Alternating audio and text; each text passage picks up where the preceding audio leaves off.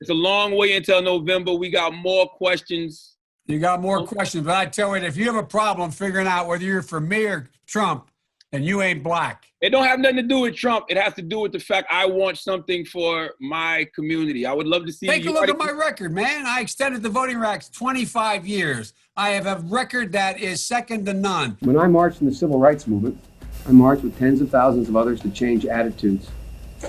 And we changed attitudes. When I was about the age of the guy standing over there, I got involved in the civil rights movement. The NAACP has endorsed me every time I've run. Come on. Take a look at the record. I was not an activist. I was not out marching.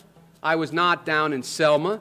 I was not anywhere else. Tell you, if you have a problem figuring out whether you're for me or Trump, and you ain't black. If you haven't heard, and I'm sure that you have, but if you've been living under a rock and you haven't heard, Donald Trump is going into the belly of the beast and is going to be holding what should be and looks like it's going to be a pretty massive rally in the Bronx, in New York City, on March 16th, which should be interesting, man. It should be a litmus test. I mean, there is so much that I want to see here. I want to see how the city reacts. And I want to see how the corporate media reacts, how the interviews outside the event go, how they portray it all, and how they portray the people.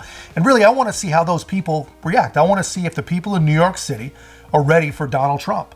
And that's not a simple question. That's a pretty interesting question, because the place is not just liberal. I mean, it is very, very, very liberal. Joe Biden won New York City by something like 25%. And if polls are anywhere near accurate, and we know how that goes, that's hit or miss, but if they're anywhere near accurate, Trump has cut that down to about 10%, which obviously that's still behind. Yeah, I get that. But that is an amazing turnaround. I mean, that is pretty darn remarkable. And really, why would that be? We all have our different opinions. I think the reason is that there's plain and simple an awakening going on in minority communities. People are coming out of the fog that they've been in their entire lives in some cases, and they're realizing the truth. People are realizing that if you had been so devoted to any other relationship in your entire life and gotten back so little in return, the relationship wouldn't stand a chance. So why should their relationship with the Democrat Party be any different? Obviously it shouldn't. I mean, the party has been using people of a certain demographic for generations now, and nothing has improved. Not one thing has improved, and people can see it.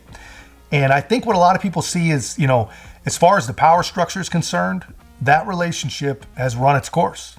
If President Trump came here to the South Bronx, would you attend the rally? Of course. I would want to meet Trump. I want to shake his hand. He's the only president that I see that can ever make America great again. He's capable of doing that. I would love to go to a rally with Donald Trump come, because I'm a big Donald Trump supporter, and I will support him 100%. Oh, yeah, definitely we're going to show him love. We're going to show him a lot of love, and, like they do in other states. We definitely need to see Trump here. There's nothing but love for Donald Trump here in the South Bronx, the North Bronx, the East Bronx, and the West Bronx. So, you tell me... We want Trump to come back, please, bro. Biden, get out of here, bro. I would come to the rally and support Trump, because the Bronx need a change, and we need somebody that's really going to help this community. I would definitely come to a Trump rally in the South Bronx.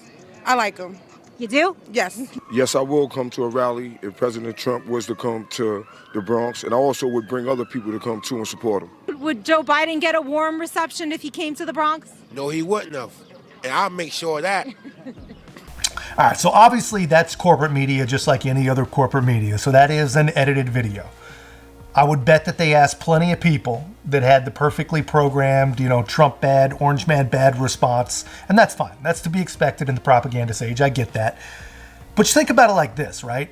I think it's amazing that after almost a decade of all the Trump bad, Trump racist, and anyone who could dare support him is racist too, after a decade of that, and after generations of people being basically trapped on the Democrat plantation, I think it's amazing they can find even one person willing to go on camera in support of the guy. And that's why I'm so curious to see who shows up and how many people show up and what the energy's like.